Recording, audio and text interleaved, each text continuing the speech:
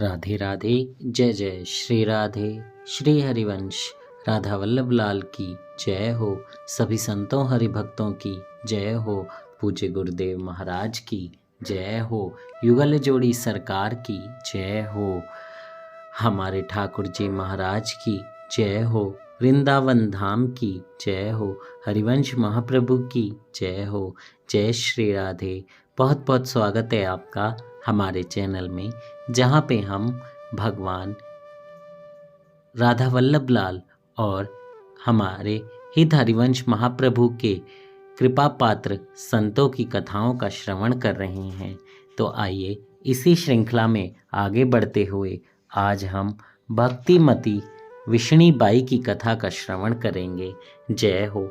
बहुत ही दिव्य कथा है, बहुत दिव्य चरित्र है। पूरा एंड तक पूरा वीडियो आप देखिएगा और कथा का श्रवण कीजिएगा। जय श्री राधे। श्री हरिवंश। आगरा के गृहस्थ वैश्य दयालदास की पुत्री विष्णी में भगवान श्री कृष्ण और उनके वृंदावन के लिए अपने प्राणों से भी अधिक प्यार भरा पड़ा है। विष्णी के बचपन के जीवन पर से ही यह कोई नहीं जान सका था। इतना तो अवश्य था कि विष्णी सुशीला, सहृदया, भजन परायणा और पिता माता की आज्ञाकारिणी थी। मुगल कुराजी का समय और आगरे का निवास, अतः पिता दयालदास ने छोटी अवस्था में ही विष्णी का विवाह एक संपन्न घर में कर दिया था। किंतु भगवान की इच्छा बड़ी प्रबल है। ससुराल जाने के पूर्व ही लगभग 18 वर्ष की अवस्था में विष्णी एक भयानक रोग से ग्रस्त हो गईं। वह 24 घंटे पागलों की तरह अपने शरीर की सुधी बुद्धि भूली रहती। जो मन में आता आए बाएं बका करती। लोग इसे प्रेत बाधा बतलाते थे। विष्णी की इस बीमारी से विष्णी के पितृकुल और ससुराल दोनों साइड बहुत दुखी थे। उन्होंने रोग निवारण के अनेकों उपाय भी किए, पर सब व्यर्थ हुए। सब लोग विष्णी के जीवन से निराश थे। किंतु विष्णी के सौभाग्य से कहें या प्रभु कृपा से गोस्वामी हितरूप लाल जी अपने शिष्य दयालदास के घर आ विराजे। जय हो। हितरूप लाल जी का चरित्र हमने कल श्रवण किया था। जय हो। वे पूर्व भारत की यात्रा पूर्ण करके श्रीवन लौट रहे थे। श्री महाराज के आगमन से सबको अपार हर्ष हुआ। विष्णी के पिता को तो पूर्ण आशा हो गई कि श्री महाराज की कृपा से अवश्य अब मेरी पुत्री की बीमारी दूर हो जाएगी। ईश्वर स्वेच्छा से हुआ भी ऐसा ही। श्री महाराज जी से मंत्र श्रवण करते ही विष्णी की बीमारी जाने कहाँ चली गई और वह पूर्ण रूप से भली चंगी हो गई। विष्णी शरीर से चंगी तो अवश्य हो गई, किंतु उसके मन पर दूसरा पवित्र प्रेत सवार हो गया, जो जीवन भर उसके प्राणों से चिपटा रहा और जिसने विष्णी को वास्तव में विष्णी बना दिया। जैसे राख के ढेर में छिपी आग की चिंगारी रूह या पुराने फूस का संसर्ग पाकर एकदम भभक उठती है, ज्वाला बन जाती है, उसी प्रकार श्री गुरुदेव की कृपा और श्री कृष्ण के मंत्र श्रवण मात्र से विष्णी का सुप्त श्री कृष्ण प्रेम जाग उठा। जय हो। बोलो संत महाराज की जय हो। गोस्वामी रूपलाल महाराज की जय हो। देखिए, संत का स्पर्श और उनका बोला हुआ मंत्र कितना दिव्य होता है कि किसी मरे हुए जैसे आदमी को भी एकदम खड़ा कर देता है। एक तरह से विष्णी जी तो मर ही चुकी थीं, क्योंकि जब इंसान को अपने शरीर का बोध नहीं रहता, उसे अपनी हरकतों का पता नहीं चलता, उसे अपने स्वभाव का पता नहीं चलता, तो वह एक किस्म से मरा ही होता है। बस प्राण ही जाने रहते हैं। शरीर तो बस एक जरिया है प्राणों को रोक के रखने का। लेकिन जब प्रभु कृपा होती है, संत कृपा होती है, तो मरा हुआ जड़ प्राणी भी एकदम से उठ खड़ा होता है और वो दौड़ने लगता है, प्रभु का नाम जपने लगता है। संत कृपा ऐसी ही होती है। अगर आपके ऊपर भी आपके संत और गुरुदेव की कृपा है, आपको मंत्र मिला हुआ है, तो दिन में 3 से 5 माला अवश्य करें। गुरु मंत्र की, अगर गुरु मंत्र नहीं मिला है तो 20-25 मिनट माला से आप राधा राधा नाम जप जरूर करें। इससे आपके अंदर के जो विकार हैं वो समाप्त होंगे और आपको बहुत आनंद आएगा। विष्णु इस प्रेम प्रेत से ऐसी बावली हुई कि उनकी लोक परलोक की सारी सुधि भूल चुकी विष्णु दौड़ भाग करने लगी। अब विष्णु बड़े ही अनुराग से अपने ठाकुर जी की सेवा करती और अहर्निश अपने प्रियतम प्राण वल्लभ श्री राधा वल्लभ के महामधुर नामों का स्मरण करती। उनका सारा समय इन्हीं कामों में व्यतीत होने लगा। यहाँ तक कि उन्होंने अपने माता पिता, ताऊ चाचा, सखी सहेलियों से भी मिलना जुलना बंद कर दिया था। जय हो। वह स्वाभाविक सब ओर से उपराम हो गईं। विष्णु के इस व्यवहार से सबको प्रसन्नता के साथ साथ आश्चर्य भी हो रहा था। अभी तक अपने प्रिय शिष्य दयालदास के प्रेम बंधन में बंधे श्री रूपलाल जी महाराज आगरे में उन्हीं के घर में विराज रहे थे। कई दिनों के पश्चात एक दिन उन्होंने श्रीवन जाने की इच्छा प्रकट की। महाराज के श्रीवन प्रस्थान की बात सुनकर उनके वियोग दुख की कल्पना से विष्णु बहुत व्याकुल हो गई। उनके हृदय में श्रीवन का अनुराग हिलोरे लेने लगा। अब विष्णु को घर शमशान और नगर नरक की तरह दिखने लगा। वह किसी तरह भी श्री गुरुदेव के साथ वृंदावन जाना चाहती थी। उन्हें यहाँ की सारी वस्तुएं तुच्छ दिखने लगीं। विष्णु ने निश्चय किया कि इस लोक और लोक के सुखों का पूर्ण रूपेण परित्याग किए बिना श्रीवन का निवास नहीं मिल सकता है। जय हो। अतः मैं इन सब का परित्याग करके अवश्य श्रीवन जाऊंगी। उसने अपना निश्चय सुनाते हुए पिताजी से वृंदावन जाने की आज्ञा मांगी, किंतु जिस पुत्री को उन्होंने किसी के लिए दान कर दिया है उसके जाने न जाने के संबंध में बेचारे दयालदास जी कहते भी क्या। उन्होंने टाला टूली सा उत्तर दिया, बेटी तुम जानती हो तुम्हारा विवाह हो चुका है, तुम पर अब दूसरे का अधिकार है, अनुशासन है। मुझसे श्रीवन जाने के विषय में क्या पूछती हो? मैं भला इसका क्या उत्तर दे सकूंगा, तुम ही बताओ। पिताजी की बात से विष्णु समझ गई कि इनकी इच्छा मुझे वृंदावन जाने देने की नहीं है। अतः विष्णु को ये सारे संबंध, क्या माता पिता, क्या भाई, क्या बंधु, क्या पति, यह सब प्रत्यक्ष बंधन दिखने लगे। उसने इनके त्याग का एक बार फिर निश्चय किया। अब विष्णु चुपके चुपके अपने श्रीवन जाने की तैयारियां करने लगी। श्री वृंदावन की मधुर स्मृति ने उसे विरहणी बना दिया। वह हा वृंदावन कहती हुई फूट फूट कर रोने लगी। उसका रोना सुनकर बहुत से लोग एकत्र हो गए। विष्णु के वृंदावन प्रेम और कातर रोदन से माता पिता ही क्या, पूरा पड़ोसियों का भी हृदय पिघल गया। अब किसी के चित्त में यह बात न रह गई कि विष्णु श्रीवन ना जाए। जय हो। देखिए ठाकुर जी की कृपा देखिए, राधा वल्लभ लाल की कृपा देखिए। अपने भक्त को जब अपने पास बुलाना होता है तो सारी बाधाएं दूर कर देते हैं, किसी को भी सामने नहीं आने देते हैं, और कोई आ भी जाए तो इतने प्रेम से उसे साइड कर देते हैं कि शिकायत का मौका ही नहीं रह जाता। जय हो। विष्णु श्रीवन जाए या ना जाए, इस गंभीर समस्या का कोई सुनिश्चित हल नहीं हो रहा था। प्रातःकाल श्री महाराज श्रीवन प्रस्थान करने को तत्पर हैं, किंतु किसी को क्या मालूम कि विष्णु उनसे पहले तैयार बैठी है। भले ही कोई आज्ञा ना दे, सब लोग विष्णु को समझा बुझाकर श्री महाराज के निकट आए। तब उन्होंने कोई प्रसंग निकालकर विष्णु के लिए उचित कर्तव्य की आज्ञा मांगी।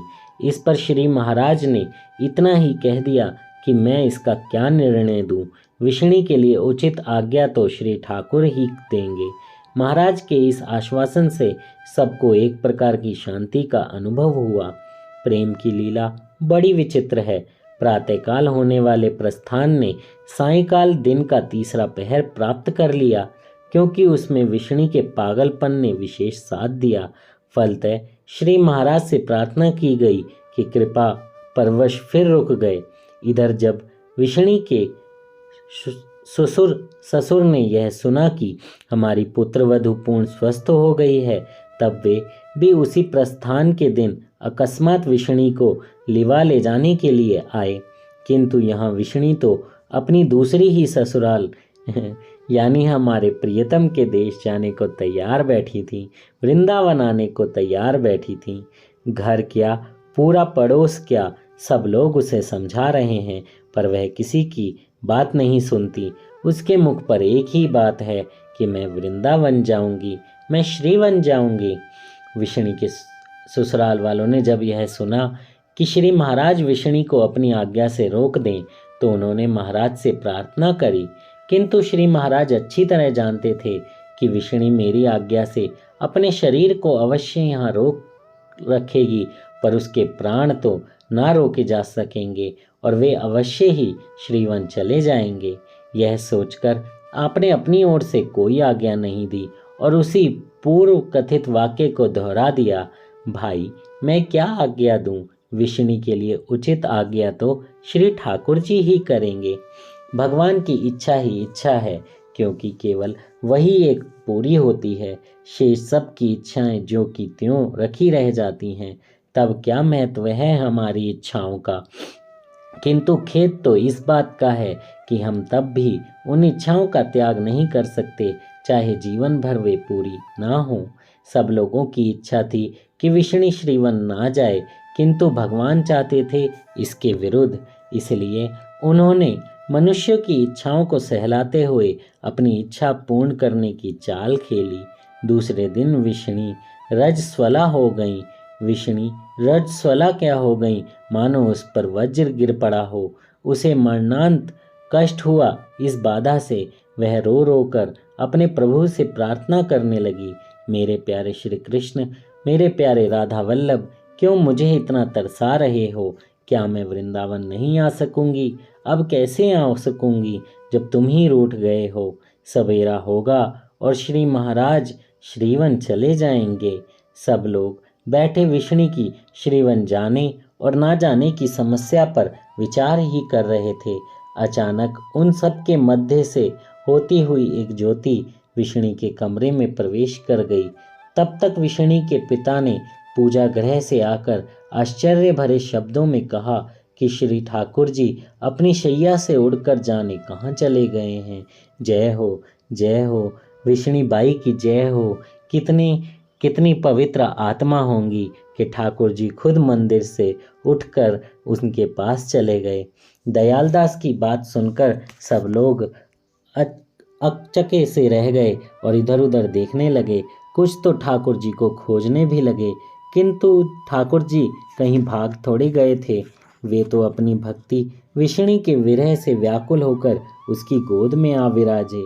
अपने प्रभु को इस अपावन दशा में अपनी गोद में आया देख विष्णु उनकी पतित पावनता और भक्त वत्सलता पर मुग्ध थीं। विष्णु की गोद में श्री ठाकुर जी को आया देख सबने अपने आप निर्णय दे दिया कि विष्णु अवश्य श्रीवन जाएगी। यही श्री बांके बिहारी लाल की इच्छा है, यही राधा वल्लभ लाल की इच्छा है, यही ठाकुर जी की इच्छा है। जय हो।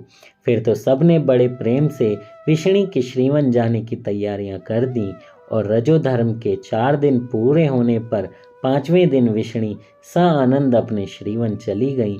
श्रीवन का दर्शन करके उनका हृदय आनंद और प्रेम से थिरक उठा। जय श्री राधे। देखिए, मैंने कहा था ना, जब ठाकुर जी कुछ भी करते हैं अपनी लीला के अनुसार, तो वो लीला कोई भी रोक नहीं सकता। कोई कितना भी प्रयत्न करे, ठाकुर जी की लीला तो होकर रहती है और जिसको वृंदावन पहुंचना है वो वृंदावन भी पहुंच जाता है। इसलिए आप कभी भी मलाल नहीं करें कि आप वृंदावन नहीं गए, लेकिन ठाकुर जी से हर समय यही प्रार्थना करते रहें कि हमें धाम जरूर बुलाएं, हमें धाम जरूर बुलाएं, और वो ऐसे ही आपको कुछ भी करके अपने धाम जरूर बुला लेंगे। लेकिन धाम बुलाने के लिए जब आप पुकारें तो ऐसा नहीं कि आपके मन में कोई लालसा हो कि धाम जाऊंगा, इतने रुपए का प्रसाद चढ़ाऊंगा तो ठाकुर जी मेरी मनोकामना पूर्ण कर देंगे। वो सांसारिक इच्छाएं हैं, उनसे ठाकुर जी कभी नहीं मिलेंगे। सिर्फ आपकी इच्छाएं पूरी हो जाएंगी, आपको खुशियां नहीं मिलेंगी, वो दर्शन नहीं मिलेंगे, वो स्माइल नहीं मिलेगी। अगर आप जाएं वृंदावन तो सारी इच्छाओं को वृंदावन के बाहर छोड़कर वहाँ केवल और केवल दर्शन करने जाएं। सिर्फ दर्शन करके ऐसा आनंद पाएं और ठाकुर जी से बोलें कि हमारे दिल में ऐसे विराजो कि हमारी सारी जिंदगी आपको उन्हीं दर्शनों में देखते देखते बीत जाए। जय श्री राधे। श्रीवन में वास करके विष्णु निरंतर भजन और श्री गुरु चरणों की सेवा में लगी रहती। वह अपने ठाकुर जी की सेवा पूजा तो करती ही थीं, साथ साथ मानसिक सेवा और भावना भी किया करती थीं। एक बार विष्णु जी ने मानसिक सेवा में अपने ठाकुर को मिश्री का भोग रखा और मानसिक प्रसाद भी लिया, जो उनके मुख में प्रत्यक्ष प्रकट हो गया। जय हो, जय हो। भावना के समय चरवण करते देख इनकी सहेली लीलाबाई ने जबरन इनके मुख से मिश्री छीनकर सबको दिखाई। इस भक्त अपराध से वह पागल हो गईं। पीछे श्री रूपलाल जी महाराज की कृपा और विष्णु के अपराध क्षमा कर देने से वह स्वस्थ हुई। जय हो। एक बार विष्णु भाई भावना में तल्लीन होकर शरीर की सुध बुध भूली बहुत ऊंचे पर से गिर पड़ी और 3 पहर तक उसी आनंदमयी भावना में तल्लीन बेहोश पड़ी रहीं। पश्चात प्रकृष्टित हुई। इस प्रकार प्रभु प्रेम में विमुग्ध रहते हुए श्री विष्णुबाई ने वृंदावन में 17 वर्ष निवास किया और इसके पश्चात संवत 1785 विक्रम में वह नित्य निकुंज में प्रवेश कर गईं। जय श्री राधे। राधा वल्लभ लाल की जय हो। गोस्वामी श्री रूपलाल महाराज की जय हो। विष्णुबाई की जय हो। सभी संतों हरिभक्तों की जय हो। देखिए कितने प्यारे संत होते हैं, कितनी कृपा करते हैं। और देखिए उनकी सहेली लीलाबाई, उनको भी उन्होंने माफ़ कर दिया, क्योंकि वो चाहती थीं कि सबको पता चले कि विष्णुबाई कितनी दिव्य हैं। उनका मकसद ऐसा था कि विष्णुबाई सब पे कृपा करें, क्योंकि वो सच्ची संत और सच्ची भक्त थीं। उनके दर्शन मात्र से ही इंसान का कल्याण हो जाता है। लेकिन ये जो लीलाएं हैं वो सब बिहारी जी भी नहीं दिखाना चाहते, हमारे राधा वल्लभ लाल भी नहीं दिखाना चाहते। अपराध होता है ऐसी लीलाएं ज़्यादा बोलने से या बताने से। फिर भी जब प्रभु इच्छा करते हैं तो ये सारी लीलाएं इन बुक के माध्यम से ही हमारे समक्ष आती हैं। संत जन लिख कर आगे भेजते हैं। ये सब और सब ठाकुर जी की मर्जी से ही होता है और किसी की मर्जी से नहीं। हम जितने भी चमत्कार सुन रहे हैं, जितने भी संतों की कथा सुन रहे हैं, जितने भी पद गायन कर रहे हैं, ये सब ठाकुर जी की इच्छा से, कृपा से ही हुआ है। वरना कौन लिख सकता है ऐसी कथाओं को, ऐसे दिव्य चमत्कारों को। किसी में भी बुद्धि नहीं है, बुद्धि चलती भी नहीं है। और जब ठाकुर जी लिखवाते हैं तो बुद्धि चलती नहीं, दौड़ती है। इसलिए हमें ठाकुर जी के चरणों में अपने सिर को झुकाते हुए उनसे यही प्रार्थना करनी चाहिए कि हमारा मन, तन, धन सब आपकी सेवा में लगा रहे। धन भी लगाएंगे तो आपका जो धन है वो शुद्ध होगा और वो अच्छे कार्यों में लगेगा, और आपके अंदर जो कमाने की इच्छा है वो इतनी ही रहेगी कि आपका भरण पोषण हो। धन जब तक सांसारिक चीज़ों में लगता है और ज़्यादा कमाने की इच्छा होती है, बहुत ज़्यादा पाने की इच्छा होती है, लेकिन जब धन भगवान की सेवा में लगने लगता है तो वो धन अपने आप ही आ जाता है, जितना आप भगवान को देते हैं। क्योंकि भगवान कभी आपसे कुछ नहीं लेते, जितना आप देते हैं भगवान उसका 1 गुना ज़्यादा ही आपको वापस करते हैं। पर वो उस सेवा से, उस प्रेम से, उस भाव से खुश होकर करते हैं। ऐसा नहीं कि बदला लेते हैं या बदले में देते हैं। वो जब बदले में देते हैं वो इसलिए देते हैं ताकि जो सेवा आपकी चल रही है, जो भाव में आप हैं, जिस प्रवाह में आप हैं, वो प्रवाह ना छूटे। क्योंकि अगर सेवा रुष्ट होती है तो मन का प्रवाह, प्रेम थोड़ा सा बिगड़ जाता है। इसी भाव प्रवाह को बनाए रखने के लिए, आपको खुश रखने के लिए ठाकुर जी आपको संपत्ति भी देते हैं। जय श्री राधे। बहुत ज़्यादा ही मैं बोल गया, मुझे क्षमा कीजिएगा। कथा कहने में कोई मुझसे गलती हुई हो तो माफ़ी चाहूँगा। और मैंने आपको जैसे बताया था, हमारा एक ऑनलाइन बाल गुरुकुल भी है, जिसमें हम 5 से 10 साल के और 11 से 15 साल के बच्चों को श्री कृष्ण के बारे में, हमारी सनातन संस्कृति के बारे में, हमारे संतों के बारे में बहुत कुछ सिखाते हैं। अपनी ज़िंदगी सनातन धर्म के अनुसार कैसे आपको जीवन जीनी है वो भी समझाते हैं। हम माँ बाप को भी साथ में रखकर उनके माता पिता को भी ये बताते हैं कि आपको घर में बच्चों को क्या सिखाना होगा। अगर आप भी अपने बच्चे को ये गुरुकुल ज्वाइन कराना चाहते हैं तो कमेंट बॉक्स में हमें अपना नंबर दे दीजिए, हम आपको कांटेक्ट करेंगे और आपके बच्चे को ज़्यादा से ज़्यादा हम इन सनातन धर्म संस्कृति और संतों के साथ जोड़ने का प्रयास करेंगे। जय श्री राधे। श्री हरिवंश। जल्दी से चैनल को सब्सक्राइब कर दीजिए, बेल आइकन भी दबा दीजिए और ज़्यादा से ज़्यादा ये कथा शेयर कीजिए। बहुत ही दिव्य कथा है, बहुत दिव्य चरित्र है विष्णु बाई जी का। तो बोलिए विष्णु बाई जी की जय हो, हमारे ठाकुर जी महाराज की जय हो। जय श्री राधे।